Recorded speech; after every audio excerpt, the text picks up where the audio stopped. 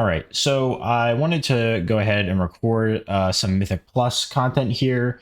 Mythic Plus, the day that you're watching this video, if you're watching it on the day that it releases, it'll have released yesterday for the first time on the beta. So I wanted to show off Ara-Kara City of Echoes as the first one, and that is because when I was doing my tier rankings, as you can see here, a screenshot from my video, go watch it if you haven't. I have Ara-Kara in the A tier, but it wasn't an A tier like, yeah, there's a lot of stuff I love in this dungeon. They need to make X, Y, and Z fixes. It was a bit of a, I really like how this dungeon looks, like visually. But I don't know if the dungeon does anything, right? On Heroic, when I did it, probably 3 times. I didn't really feel anything on any of the bosses, really. One of the bosses put down like a thing, it put down like a puddle, and that's all I knew, right? And so I kind of gave it this rating based on like, yeah, I think if this actually is an interesting dungeon, it will be good because of it will be great because of how good it looks. But I don't actually know if it will have that complexity, right? Well, they released it on Mythic Plus. I decided to try it for the first time in a +3 Keystone. And I will say Mythic Plus is really, really hard right now on the beta. We are eye level locked. I can't hover over this buff right now because this is just a recording in the background.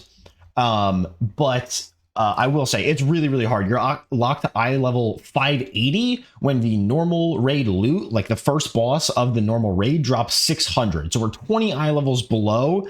It's almost like this is the eye level we're going to do +3s on in the season 3 of Dragonflight, right? Before the squish of all the levels.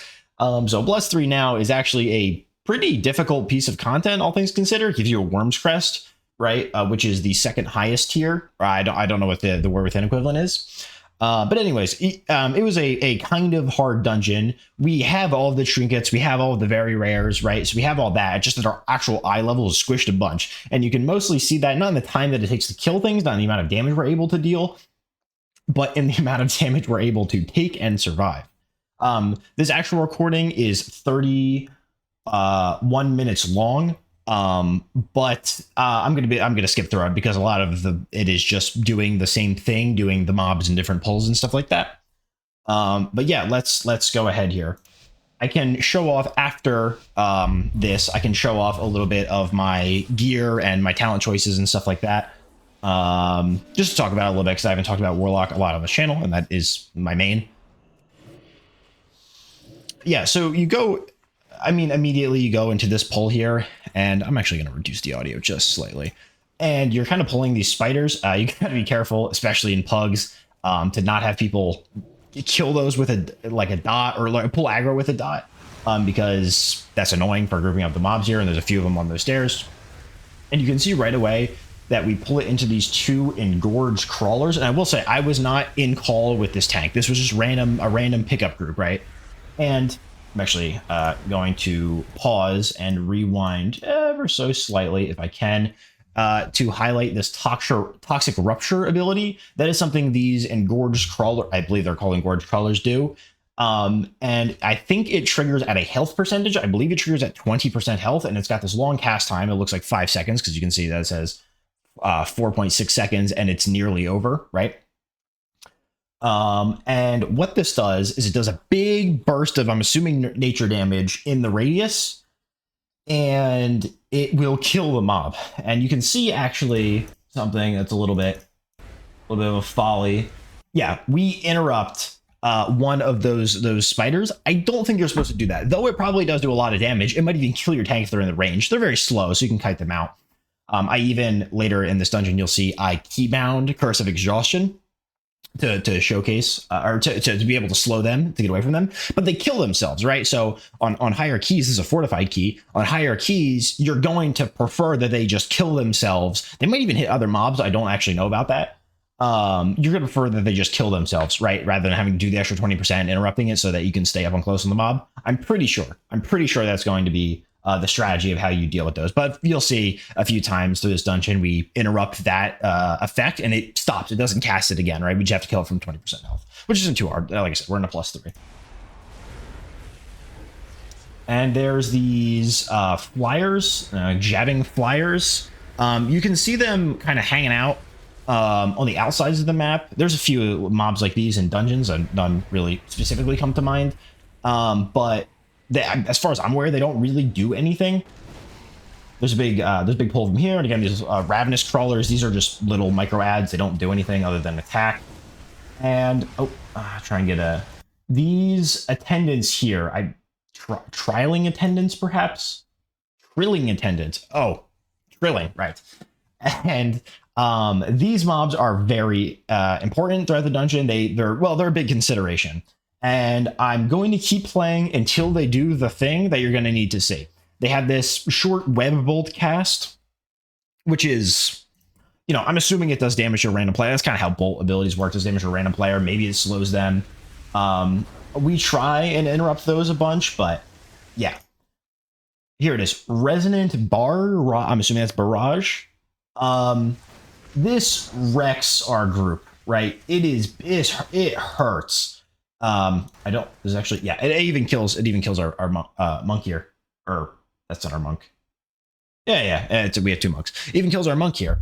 It does a load of damage, big avoidance, a big reason to have avoidance on your gear. I don't. I have speed on all my enchants and stuff like that. I think I have 0% avoidance. However, that mob can be stopped. It can be feared. It can be, I'm assuming it can be like hunter trapped and shit like that. It can be just stunned. I think later I stun it with Shadow Fury or Shadow Fury. So yeah, that's the way you're intended to deal with that. I think it maybe does a little too much damage because that is about as much damage as it seems like bosses were doing. And there's a lot of these. I'm going to estimate there's probably 6 more of these in the dungeon. And probably at least 4 that you're going to have to pull. And yeah, it's bad. It hurts. I think this even wipes us. Yeah, you can see we immediately pull another. There's 2 of them right here in front of this boss. I'm assuming you're not going to do these together unless you've got, demon hunters or something. I don't. Yep. All right. I think we decide to take it a little bit slower here. Again, with these engorged crawlers, remember, these are the ones that explode. Yeah, just gonna go ahead and watch, and I think you can see, okay, 25% is actually, it looks like where they cast Toxic Rupture. And they do that spit ability. This mob is CC'd, that's why it's not casting the thing. It was intimidated there, I think. Oh no. It looks like I actually skipped over something important. So hold that thought. Well, I mean that's the same mob as before. I was just showcasing that it has another ability. It does like a pretty classic spit ability. It just does like a volley effect, and I think it may apply a poison. I'll be able to check that later. And in this area, there are 3 mini bosses. This is the first one. I didn't quite catch its name, Ixin. And they all look like this. They're all the same. And I actually do not know whether they all have the same abilities, but they're 3 like lieutenants, like mini bosses that you have to go and kill throughout this area. They're each posted up in a corner like this. They all have slightly different names. And then it spawns the first boss. It spawns Avanox. And as far as I'm aware, it really didn't do much different from the ads. And you can see it's got this web bolt cast. We don't really care to interrupt it. Then it has these cones, which is something that the boss does. And then it casts. And then it has an interruptible cast that is not web bolt. Horrifying Shrill. I'm looking at this in the in-game journal. Actually, I can show you my game capture. Yep. And you can see that this effect alerts nearby mobs, or a similar named effect, alerts nearby mobs and does a bunch of damage. Doesn't apply any fear effect. So maybe the horrifying version of this does fear players, right? But it is interruptible. So this is a boss. This is not the ability that mini boss is casting. However, it is a similarly named ability with the same name called Horrifying Shrill. So one could assume that it probably fears the players in AoE, just like this does.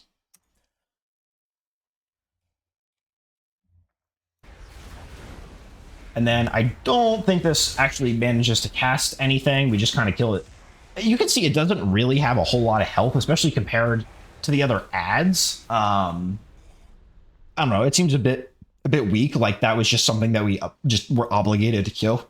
You could probably pull trash onto that, to be honest, because I mean, it's not like anything else. Any of the other mobs really have an important interrupt. Just things that you have to stop through AoE stuns, and obviously it's a mini boss. You can't stun it, so it all kind of works together. And then you already saw this pull. We're gonna go up, and this is another attendant here. I think this one is going to start casting. Yep, Resonant Barrage, and I Mortal Coil it very quickly, and you can see there the new Mortal Coil effect. Hold on. Okay, yeah, I don't even know if you saw the spell particle. But they updated that. So, and then here we go. we pull a bunch of stuff. We pull this attendant and like it looked like 3 engorged crawlers, 4, 5, 4, 3, something like that. And I believe we don't wipe here. I think we just kind of brute force this with killing it quickly because again it's a +3 and stunning things. Let's see. This is a scenario where because of the amount of shard gen that is now available to destruction warlocks, if you had old Ritual of Ruin where it or old Avatar, I think Avatar of Destruction, where you were constantly summoning Infernals, which have a stun, it would be insane for this kind of thing, right? Because these constant things that you just have to interrupt, just have to stun, right? And no interrupt, but you do have to stun. It doesn't matter that the stun keeps getting DR'd, right? It doesn't matter that the stun is, 1/10 of a second in mass AoE. It is enough. It is enough to stun it for n amounts of time and cancel the ability. It doesn't go back to recasting it immediately. We decided to pull this trash before the boss. It might just be a good idea to pull this onto the boss or just pull it in general. It's not an obstacle in our boss fight, but we do have to get percent, and you'll see that percent in this dungeon is not particularly hard to come by. But again, it's just the same 3-4 mob types throughout this entire first part of the dungeon. With these mobs, Toxic Rupture. Ring of Peace was very useful in this dungeon, I have to say. So Brewmaster Monk, Mistweaver, Windwalker, all 3 of them can be quite useful. This one has guys with him. These flyers. Again, the flyers that don't really do anything. And yeah, it's got Call of the Bro. I don't really know what the Call of the Brood? Call of the Brood, probably. And it does a lot of damage, and I think summons more, and it's uninterruptible. So, unlike the Shrill, it's uninterruptible. So maybe it's broken down into different sections of that compound Shrill effects from the boss. Maybe all 3 of these guys have parts of that ability together, where it calls adds, does damage, and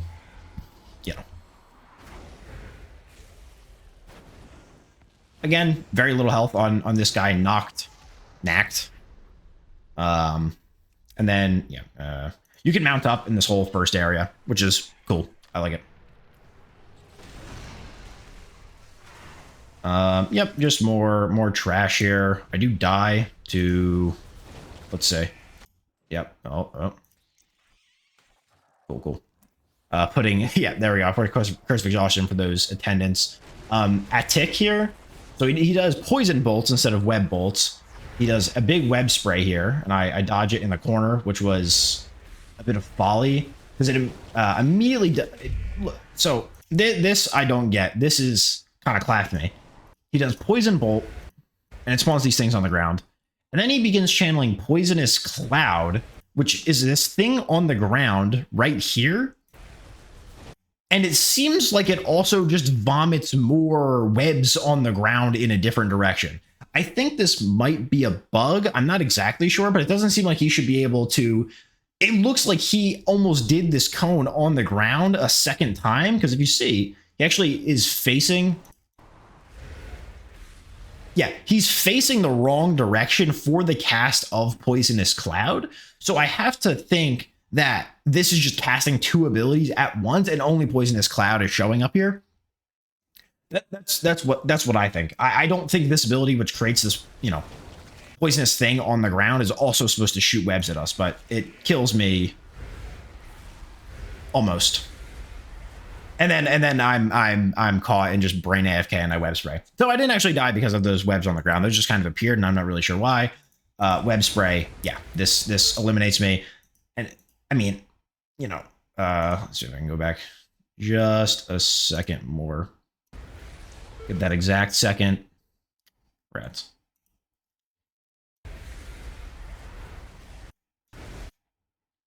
Yeah, I mean, this ability is pretty hard to see. I wish they would make it maybe a little bit browner. And I'm not just saying that because I died, because, like, I mean, legitimately in the screenshot, if you didn't know that there was a cone and there was an ability called web spray, right? In a moment's notice, this I think would be really, really hard to see on the ground, especially on top of the other similarly colored webs and these swirlies, which I'm also seeing that there's a swirly that spawns up here, which is probably a bug. It's probably not supposed to do that. You can't get up there or anything, but, you know, it is kind of bizarre. And I get clapped in that corner. As you can see, when he actually releases the web. Oh, man. When he actually releases the web, I'll try and get it in its... it's actually way bigger than I would first estimated, right? It's way, way wider. I almost wish they would use this color for the default, like the targeting icon, right? Before it actually does damage. So we can skip ahead. They killed that guy and they were just able to walk right back here. This guy spawns in the center platform that is between the first and the second mini boss. So you walk back, it's like a triangle, go from here, up here, and then like over here, like past off the screen. And then you come back in between the first and the second guy. Get ready. I don't know what my tank's doing, so I'm on my pre-pull, so I, you know, just cast Kata. And we'll watch out a little bit of this fight. You already saw one of its abilities. Alerting Shrill. Again, can't interrupt this. It does a lot of damage. A lot of unavoidable damage, that is. Obviously, had I known, I probably should have pressed Unending Resolve here. It's probably just the ability you cast your major defensive on. I think I cast my secondary defensive, like... Yeah, I cast it midway through. I cast my Dark Pack midway through, which is correct, but probably should cast at the beginning. And he does this Voracious Bite. That's just a tank mechanic. I don't think it has anything other than you're supposed to mitigate it. And then it spawns he spawns these Starved Crawlers, which I'm pretty sure the only thing they do is chase like random players, and it's very obvious when you have one targeting you, especially when you have a weak aura that's going to show up and tell you that. But that's just a part of the alerting Shrill. We dispatch those. And I'm pretty sure these jabbing flyers, we just happen to pull. I think they sort of patrol around the arena. We just grab them. And then, wait. Another ability going on there. Well, I got distracted by the ads. I'm gonna wait for him to cast it again.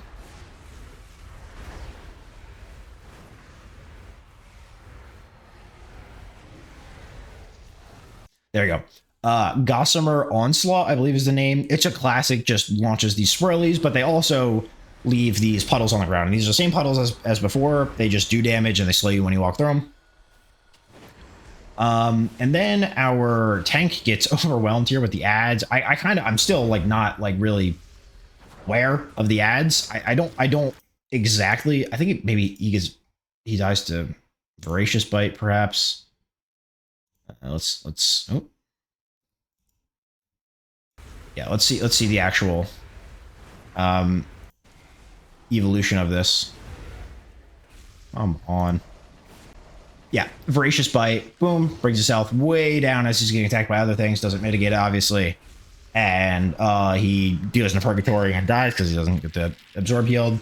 And we wipe. I try my best to try and survive here. The healing potions really do heal for a lot. I think it's like 3 million, which is like almost the amount of health that I have.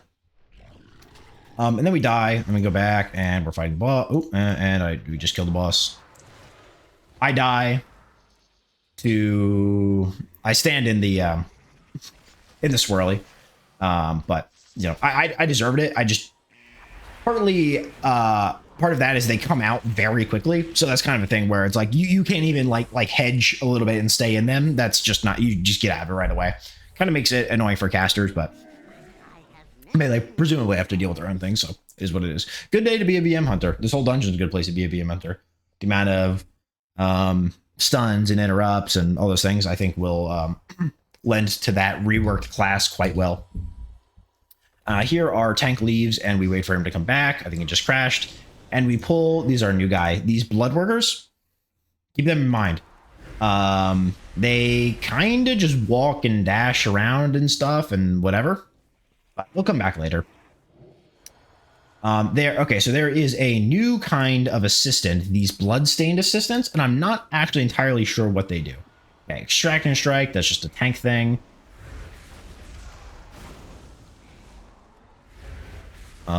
Let's see if they actually get a cast other than that off. Looks like they kind of just spam it.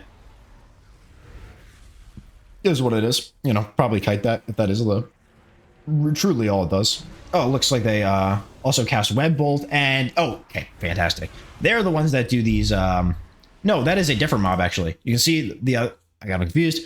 Web stained assistants were those tank strike ones, and these guys are bloodstained web mages, and they do web bolts, but they also do they do this volley thing, which I think applies a poison. I don't know if we actually let one get off. Maybe slightly later in the dungeon.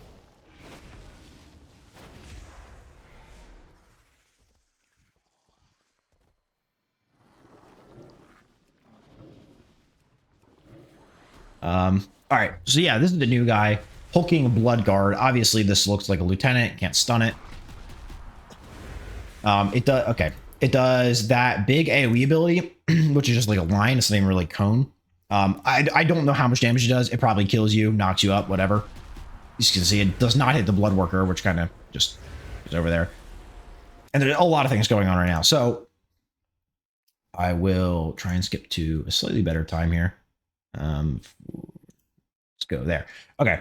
So for some reason, these bloodstained assistants just immediately come in with some fucking violence. I didn't even know that they moved. But you can see my guy. What does that look like? That looks like an A. That's our healer. Kind of just walks over here, which he's not really that close. And they just start attacking him. So I don't know what that is, but they have a weird aggro range. I think that should not really be possible when you're still on the bridge to be able to pull these guys off the bridge. It's a little dumb. And this wipes us. So, you know. Oh, I'll showcase this actually. There is a guy after you kill the first boss that you can click on, and you can fly back to like the platform after that, you like where the next mobs are, like at the bridge, which is helpful, you know.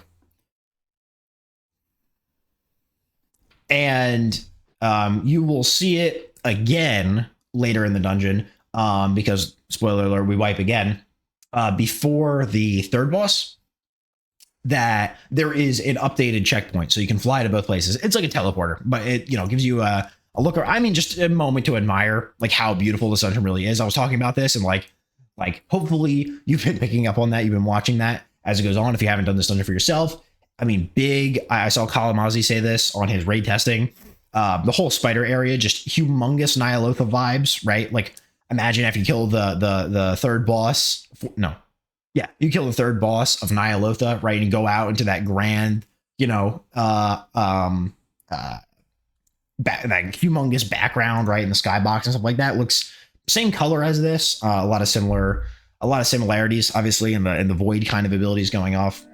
And we run back, and we manage to pull this guy back onto the bridge, so we're not dealing with those other actors, with their jokers. Yeah, and that ability, let's see if we can get a replay on that. That other ability, Massive Slam is the name. This is Impale. So Impale's it goes in a straight line, just like impaling someone.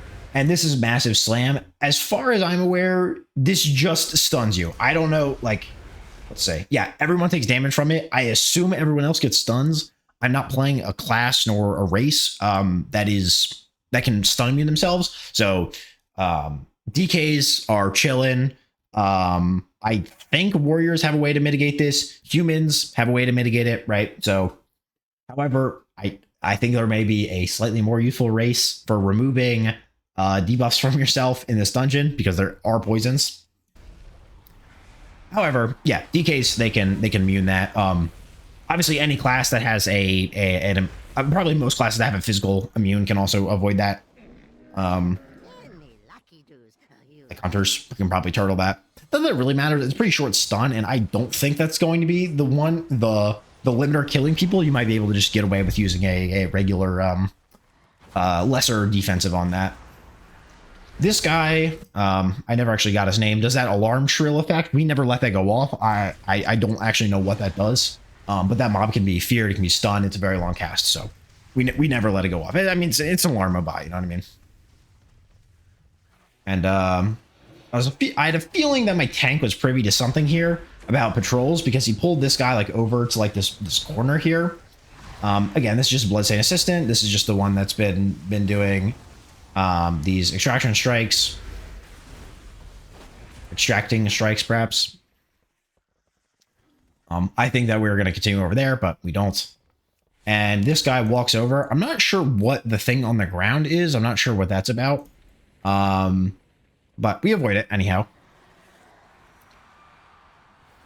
And we do this pretty big pull. I don't even think this was like 2 pulls. And you can see there's another alarm shrill that's like Sentry. It's not Sentry something is this guy's name. And I don't think we let it go off. We just keep mass stunning, mass AoEing, whatever.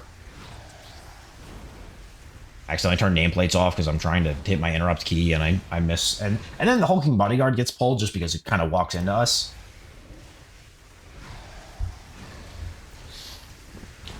And I'll give... I'm doing a lot of Warlock things here, but I'm kind of sparing that commentary until the end, where I'm going to do a little bit of a Warlock yap. We get stunned again, as we always do when we fight these things. I don't think anything interesting happens here. Okay, you know what? We kill him. Again, you're still able to mount. You lose that ability to mount pretty shortly here, but we're able to just kind of run through this area.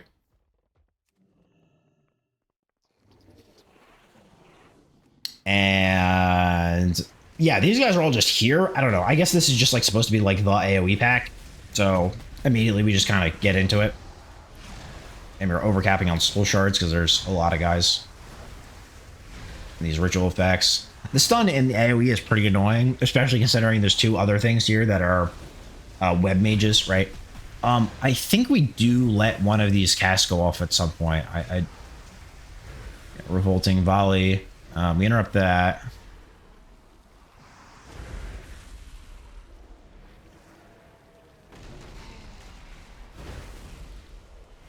Rats. We were too good. We didn't let it go off. And then you walk down through this building, like around here, into the arena. And it looks like there should be like trash here or something here, but there's not. It's just the steps to the arena. And then we have someone get lost. You can see that is the boss right there. He's got those things swirling around him. And then let's see. Yep. We get the guy back here. And then again, we lust like way before the pull, way before we should. And then we get going on the second boss here, Anub Zekt. So you can see he's got a big version of the Impale. This one's actually a cone. Spreads out towards the end. And it's got these swirling flies around here. Hey, he does burrow charge, goes in a direction, knocks people back, and immediately casts Impale on the direction that he came from, right? So the way you're going to deal with that is just have somebody along the edge there, or have the person along the edge travel alongside the edge. Everybody just takes a step over, like further, like to the center of the arena, right? So they get knocked back, and then you just walk. So it's minimal distance for everyone else to walk. Shouldn't be too bad. But these swirlies are going around the whole time. And actually, you'll see in a second here, he spawns another one. And I think, and he's casting Eye of the Swarm here. At some point, I get in one of these swirlies, and it doesn't really do anything. Maybe it makes me take damage, but not that much. It doesn't like silence me or anything. It's not like as bad as standing in the gas cloud of the last boss of BH in Dragonflight.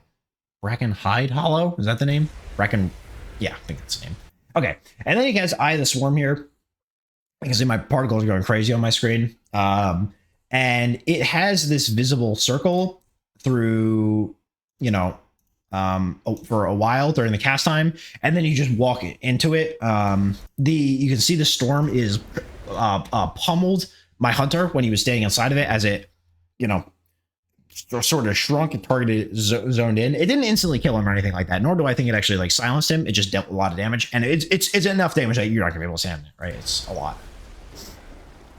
And he summoned a guy, and we killed the guy. So I think that was a bloodstained web mage. Continues to do the impale here. I get pulled out into the storm. Because the storm moves, it seems to go around in a circle, because, you know, that makes sense. And then I've got this poison effect on me from something. I'm presumably standing in the storm, but it doesn't go away when you leave the storm. And then I just get kind of boned with displacement. I mean, perhaps I should know now, because I didn't actually pick up on the time that the circle was moving. You should just always stay along the side that the thing is moving on, right? I'm pretty sure impale always goes on your tank, or maybe not. I have no idea. And then I just get kind of boned. It is what it is. But I get rezzed. And then I immediately get impaled. You can see it doesn't actually kill me from half health, so maybe it does less damage than I thought it did. I mean, that on higher difficulties, that will instantly kill you. There's no, you know, there's no strategy around staying in impale. And you can mount here from the second boss to the third boss. As you can see, this was not the way we came from, so this was a different area that unlocked.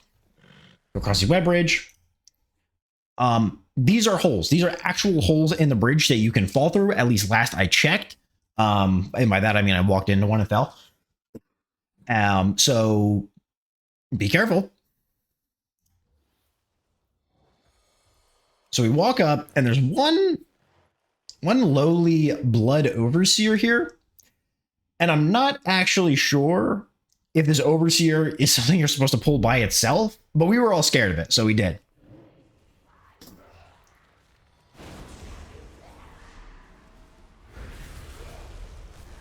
Venom Volley, just like the web mages, same ability name.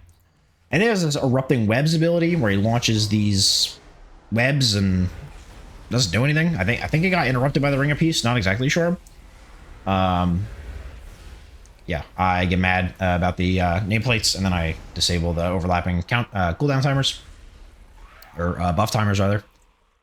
And then okay, and then you're in this grand atrium here. Kind of almost looks like Theater of Pain, right? And it's got these reinforced drones. It's got 4 packs of these, right? At least right here. And then there's another, you can see it right there. There's another Blood Overseer. This, I believe, is accessible. And I think area over here is inaccessible. Not exactly sure, but it's sort of annoying to get to. I think the strategy here, because these reinforced drones don't do a whole lot other than tank damage, is to pull all these guys and just kite them out.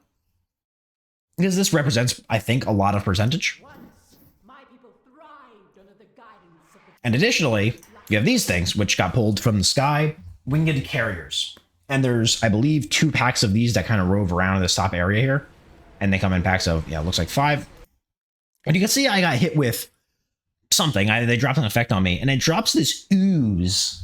And black blood, actually, is the name. You can see it in the nameplate here. And that is, yeah, it roots you. However, it's actually a mob itself. It's not just like an effect that's like, I think like the roots on the tree boss in Waycrest Manor. It does not work like that, in that it is like an actual mob that you can CC. And when you CC the mob, it lets go. It unroots you, and it goes to do its own thing. I think it just seeks out the tank, or it seeks out somebody else. And I think the first person that it hits, it also then roots. Keep that in mind. So we pull these drones. Monk's dead again. He's dying a lot. It must be pretty squishy or something. Warlocks they don't feel invulnerable like they have in the past. So they feel, you know, appropriately tanky, I'd say. Though I'd prefer them just be infinitely tanky, but, you know, whatever.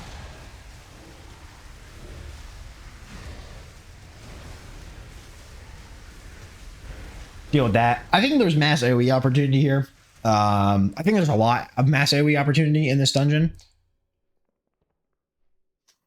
And you can see we wait for our monk to get up. I'm looking at this trinket that I've been using very, very, very poorly. And I assume that these ads are going to come a little faster. I seem to do like a charge effect. And we just mass AoE them, stun them.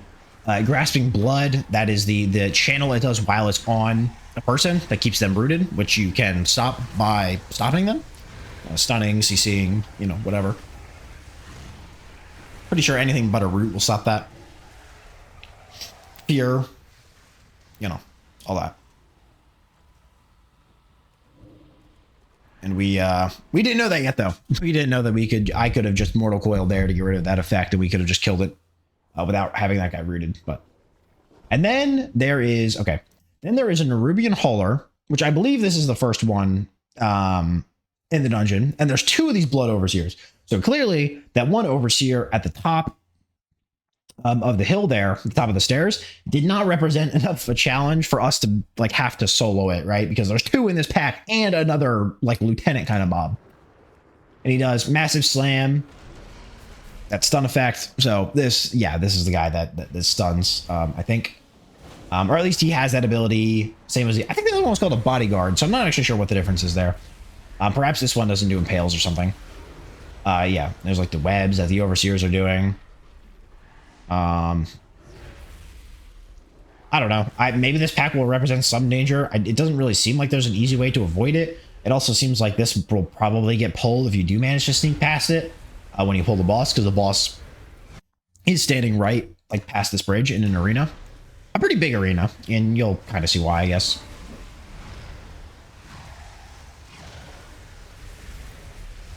I kind of erroneously do some mass AoE here, or as if there's like more mobs, but I think Havoc and Chaos Bolts, the little guys, is probably the way to do this. But anyways, we take him down. This last boss is kind of standing here, you know, channeling or something. Katal the Harvester. And I'm full on shards. I'm ready to fucking pull this thing, and then, you know, and then my shards go down. It's gonna say that a lot. And then immediately I see these things. These blood workers are back. And these are a mob we've already encountered in the dungeon. However, they have a new purpose, and you'll see what that is. So erupting webs, again, circles on the ground, not targeted at players, or at least loosely targeted at players. It's not on your feet like it has been. And I don't think it does anything if it doesn't hit you. Like, it doesn't leave like a lasting effect like the web eruptions typically do. And you can see someone hits something with a stray ability, and that mob has quite a bit of health, and it instantly dies, right? And then it drops a puddle on the ground. So we're thinking, oh, so I mean, and this is not something I know, or at least he knocked it down. He didn't actually kill it. Knocked it down, and then he runs away. And at least there's puddle on the ground. So I'm just thinking, okay, so you just want to kill them like as soon as they come up, so you don't, you know, you don't leave puddles like near the boss. That's what I'm thinking. I'm checking that poison. That poison's kind of fucking me up. So, you know, if I was a dwarf, or if I got that poison dispelled. And then I see these blood workers, and I instantly kill one. I'm like, oh, I don't want this near the boss or anything like that, right? And then Cosmic Singularity, so you just run out. It's got like a slight pull effect. And then an unavoidable pull just instantly suctions you in. And what is it going to do? Is it going to knock me back? Is it going to apply a debuff? Is it going to do a little bit of damage? No, it just instantly kills us, right? It instantly kills everybody that was in the ring. So clearly, now you probably see what the purpose of these puddles are. When you step in the puddle, it's going to give you a blood thing that roots you. You want to stay rooted during the pull. Think the princess boss. I forget the name of the boss. In Talazar, right? The boss that is across from the hulking guy. The one that with the blood transfusions, right? Where you step in the blood because you want to taint the transfusions, right? and make the boss deal damage to itself instead of healing. That is the kind of thing that was going on here, right? Right before the ability goes out, you want to step in the puddle to root yourself. Not dissimilar from the big bang effect on Echo of Neltharion as well. Because you can control, but you can also control where these puddles are, because remember, they were dropped when we hit the Bloodworkers. So yeah, we regather ourselves. We regather ourselves. I die like an idiot to who knows what, really. Actually, let's recap that. I root myself. Fantastic. Oh, okay, I'll show you. So I cleared those guys, and I'm thinking, wow, these things have 2 million health. That's kind of a lot, actually, right? And you can see someone over there, one of those monks is smart and drops a Ring of Peace and knocks all of the Black Bloods off of the players that are rooting them. So, of course, me not knowing that I can do that to my own, I'm like, uh-oh, like, let me get this thing off myself. And I start casting stuff. This ability goes out. You can probably imagine what happens. I get out too late, and I just die. Whoops.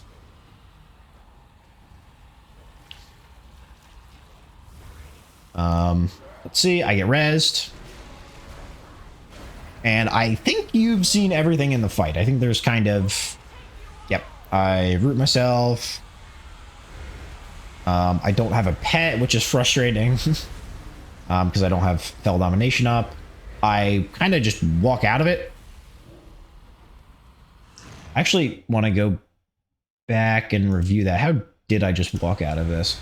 So I'm rooted. I have black blood on me. I target with a mortal coil, cannot continue casting the root effect, and it just kind of walks away. But you see the black bloods don't just disappear. They're still here, and they're kind of like chasing the tank, I think. Yep, you can see someone gets one, and they walk into a puddle, and they get grasped, but it just dies because of cleave and stuff. Venom Volley, this is a cleansable effect. See, it's green. Cleanse out with a Poison Dispel. And very shortly, we will have killed the last boss of the dungeon. Cool. We are at 98%. So you'll have to pick up another mob if you were doing this exact same route. I'm sure you won't be, but and so we run back and killed a pack of 2 drones over here, which somehow takes out our DPS because I think they pulled it before the DK did. And I want to point out the fact that this is a 30-minute dungeon. So 30 minutes exactly. That is among the shortest dungeons that exists. And because and it's also a 3-boss dungeon. I think this dungeon will actually be really, really good. I think it's got the right mix of there's a lot of choice here. This area should remind you a bit of the end of Mists of Tyrannus Scythe, right after the boss in the maze. Not the 3-boss dungeon. After the boss in the maze, there's that clearing, right? And it's, you know, all this foul corruption and stuff when you drop down the waterfall. And yeah, there's a lot of choose your own kind of ads here. The only thing we have to do is kill all 3 of these lieutenants, right? Kill all 3 of these lieutenants, and then the other 2 bosses you can just walk up to. I think you might have to pull the trash before the last boss because I don't think that's really doable with those guys, and I think it'll pull them as well. But yeah, there's a lot to like about this dungeon. Like I said, the one thing I really like, I mean, I think I died 4 or 5 times in this dungeon, and the only thing I really got upset with was the targeting on that cone that came out of the 3rd mini boss. I think, or not the targeting, but the visual of it is very poor visual. I think that needs to be, that's one of those things that it'll be very obvious when they touch it, right? When they fix that. So yeah, that's everything with the dungeon. I think it's gonna be very good. I think my A place on the tier list is justified. In that, well, let's go to slightly more flattering screenshot. Yeah, I think my A placement was justified. However, there is some, there is some consideration of this could get better if the actual strategies that you're going to have to implement in this dungeon to clear it effectively are good and are fun, right? If you're able to pull a lot of things together, that's going to be good. That's going to be fun. Yeah, so that's Ara-Kara City of Echoes. A really good time. I'm going to make similar videos to this one for probably all the other dungeons. At least I'm gonna pick at least the ones that are gonna be in Mythic plus season 1. The War Within dungeons. I'm gonna start with, and then you know, time permitting, I'll be able to do the other ones as well. Presumably on a higher level. Again, this was a +3.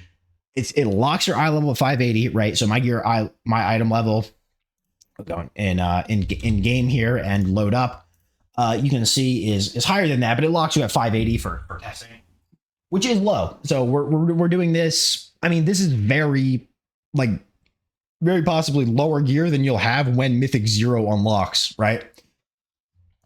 Yeah. So I was playing Hellcaller Warlock. This is Kalamazi's AoE CDF. If you go to his Discord, he has a pin somewhere in one of his channels for I think it's probably in the channel called like the War Within or something. A paste bin, and it has all of the different builds for all the different specs that he's been playing. AoE CDF. I tried this one. However, there is a bug, one which I'm probably not going to be able to replicate very easily. But you know, I'll try. I'll go over to the target dummies. Involving CDF, and it is the same bug that has existed for a very long time, and that is if you extend the duration of Wither, Immolate, whatever, you can see I can channel Demon Fire right now, right? But if you extend the duration of this effect and then try and do it again, it's not gonna like it. And I don't actually know whether I can extend it by applying another, let's see. All right, so that works. So let's channel Demon Fire. And while I talk about this other stuff, right? So yeah, we were playing Reign of Chaos, which is good. It's fun. I like it. There's other things you could probably be doing. Yeah, I guess I can't. Okay. I thought I knew when the CDF bug occurred. Basically, it's an issue of you should be able to cast CDF, but you aren't, right? You have a Wither active on something, you can't cast it. Don't know why. Now I'm playing Dimensional Rift. It's probably just not worth the buttons, to be honest. F and B, because it is 1 point now for the full value, for the full 25%. That is very good. Emberstorm feels amazing, and though it does reduce. I mean, you could say this is just like 2% damage and then a little bit of extra benefit from the Incinerate cast time. Incinerate is not something that you want to press a whole ton because you have neither Burn to Ashes nor Diabolic Embers. No Diabolic Embers is pretty new, but it's mainly on the back of, you have things like, this effect hasn't really changed. Let's see. Yeah, you have something here is generating a bunch of soul shards with your hero classes. You'll get even more if you go into Diabolist, which the next video will probably be showcasing Diabolist. You can see no Shadow Burn, probably still not good. There's just too many points here, right, to like justify that. To make it all good, right? I'm gonna spend what 4 points here and lose all of CDF and have to give up Explosive Potential or Backlash or Flashpoint or whatever, right? I don't think that's worth it. It almost seems like the top is too crowded here. You need an AoE, you need Pyrogenics, you need Havoc, you need Kata or Inferno. Obviously, you need ROF. You need Backdraft. You need Roaring Blaze. And Indiscriminate Flames is really good. And Backlash is just 3% crit, which is like really, really, really, really, really good for destruction, right? So good that you do the same down here and take a 5% node, right? I don't know what you would pull to I guess like this, but this doesn't feel good. Like this Fiendish Cruelty is like not a fun part at all of Shadowburn. Convocation of Chaos is good. So much so that it might be even worth it to do it like this, because this has an effect which gives your Conflagrates a chance to give you a buff to make your next ability crit. But it's like, okay, let me then think, well, what ability would I really want to crit, right? The answer is Shadowburn, right? Because that is your second highest damage ability that that you'll be taking. Obviously, you're probably never going to play Soulfire in AoE. Just not worth the 2 capstone. Like, I'd have to remove these 2 really, really, really good Infernal buffing nodes to be able to take it. Summoner's Embrace. I think you always take Summoner's Embrace over Gosak. Gosak removes your ability to interrupt while casting something else, which is something you can normally do because it's a pet and not you. But if you remove, if you go Gosak, that is no longer the choice. So if this is a valuable button, if this is a valuable talent to take ever, it would probably be in single target situation in the raid. Hellcaller's feeling real good, like really, really, really good. Like, I don't want to play on my regular Warlock in season 4 of Dragonflight right now because of how fun Wither is and how fun it is to have your 1 minute cooldown back. This was Dark Soul Instability, Dark Soul Malevolence, right? Or Dark Soul Misery, I think was the Affliction Warlock ability name. You can see here, when Blackened Soul deals damage, you have a chance to gain Ritual of Ruin. So Blackened Soul is just kind of the periodic ticking effect of no, it's not a periodic ticking effect. Sorry. It is when you spend a soul shard, it increases the stacks of your active withers by 1. And so this makes it so that when you do that, it has a chance when you have Blackened Soul deal damage, meaning whenever it becomes acute and burns all its stacks back down to 1, you have a chance to gain Ritual of Ruin. And I probably should have pointed out in the dungeon, sometimes I had Ritual of Ruin active and my tracker here, right, this week, Ara, was like 8 or like 5 or something like that, right? So you Ritual of Ruin without Ritual of Ruin, which means more Avatars of Destruction, which means more Overfiends, which means more Soul Shards, which means more Ritual of Ruin stacks, which means more Chaos Shards, Soul Shards, which means more Blackened Soul procs, which means more Seeds of the Demise proc, and so on and so forth. Malevolence is just a really fun button to press. My favorite 1-2 combo that exists in the game right now is Kata Malevolence, right? Used to be Kato Shadow Fury was my best friend. Now it's Kata Malevolence, right? Because you apply Wither to everything. This gives a bunch of Wither, increases their stat count, which is, good. Your withers immediately go acute, and I think it's perhaps more valuable to use this when you already have generated a bunch of stacks, right? When enemies are at 4 stacks or something like that. I don't think things live enough in this type of scenario for me to actually justify like waiting for the Malevolence, right? Because it also lasts 20 seconds after you press it. It's not like an instant thing, so you gotta wait for the second Kata, wait for the second build up, possibly refresh your withers, right? And then Malevolence, and then wait 20 seconds to get the maximal effect. Like, I don't know about that. But you get a bunch of haste, and it makes your CB add stacks to the Wither. So let's just review. Spending Soul Shards increases your Ritual of Ruin counter. Okay. Spending Soul Shards gives you Blackened Soul stacks, or gives you closer to Blackened Soul. Blackened Soul generates Ritual of Ruin, more Soul Shards. Malevolence gives you more stacks of Wither, more Ritual of Ruin, more Soul Shards. Right? You can see that it's this giant like loop of just. So I mean, it's just Soul Shard madness, right? And it's so much fun. It almost, I mean, like you don't even need old Inferno, right? They've changed Inferno. They made it. They just. I don't know, like a better spender, I guess, but not nearly as fun to me as the whole Kata Overfiends Seeds of their Demise, right? Like, and honestly, it is such that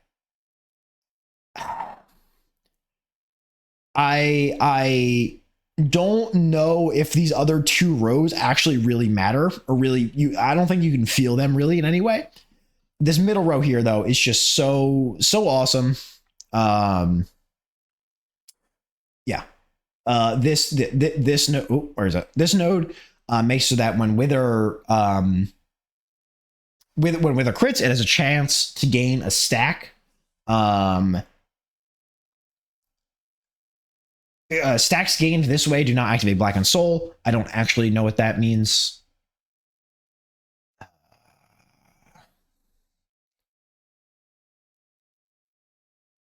Right. So it doesn't have a chance to make the thing go acute. So it'll get you closer to the stack of 8, right? That you're looking for. Maximal damage. Anyways, great fun. I think the dungeon's great. I think Destrolock is in a great place now. Like I said, the only complaints I had about it were Raging Demon Fire probably doesn't need, or Channel Demon Fire probably doesn't need to have 2 nodes. You can probably just get rid of Demon Fire Mastery and put Raging Demon Fire, just make it better. Shadowburn there's no reason for it to have 4 nodes here. Dimensional Rift is in a really good place. I feel like in single target, it's still a very valuable button to press. This node sucks. You will never take Chaos Incarnate, I don't think. I'm pretty sure mathematically. Okay. So you can go from 0 you can go from 50 to 100% of your mastery, right? Because 1/2 is guaranteed. Your spells deal 15.1. That's half of the damage. And then you go from 50 to 100%. What is the average of 50 and 100? That is 75%. I am almost positive. Okay, I'm not almost positive, but I am pretty sure that this just lowers your average to set you at a flat amount of damage, which is first of all, if it was going from 70 to 75, it might be worth, right? That would be on average 5% damage. But it's not. It's the opposite. It makes you lose damage for some kind of consistency that isn't really necessary. Why would that actually matter if you're doing an average of 75% or if you're doing exactly 75%? And it's not exactly 75%. It's less than that. It's 70%. It's 70%, right? It's 5% less. I don't know. I think Infernal Brand sucks. Power Overwhelming is annoying. In that it kind of just takes up space to do way cooler things. I think even just taking more crit damage based on the amount of crit that we have now, there's an ODO that just gives you 10% crit. 10% more crit chance from all sources. You can see on my character, I have 31%, right? And a lot of things here grant additional crit bonuses. So this represents a very large amount of crit chance, I think.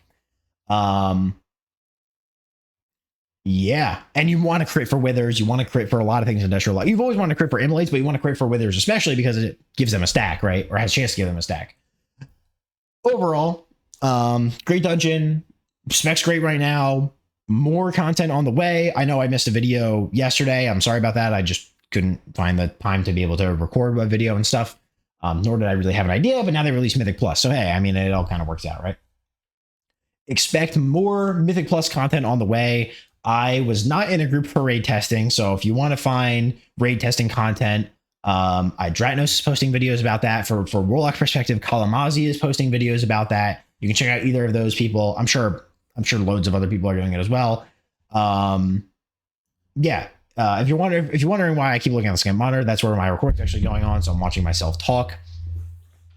58 minutes, maybe buried the lead on this. If you like the video, If you have a comment, leave it in the comment section. You can talk about my gameplay. You can talk about the dungeon. You can talk about video ideas. You can talk about my face, whatever you feel like. If you want to see more videos like this, you like the content that I've been producing recently, you can go ahead and subscribe. I'm almost at 50 subscribers. And thank you, most importantly, thank you for watching. I wanted to see if I could keep talking to get this to be 59 minutes, but oh well.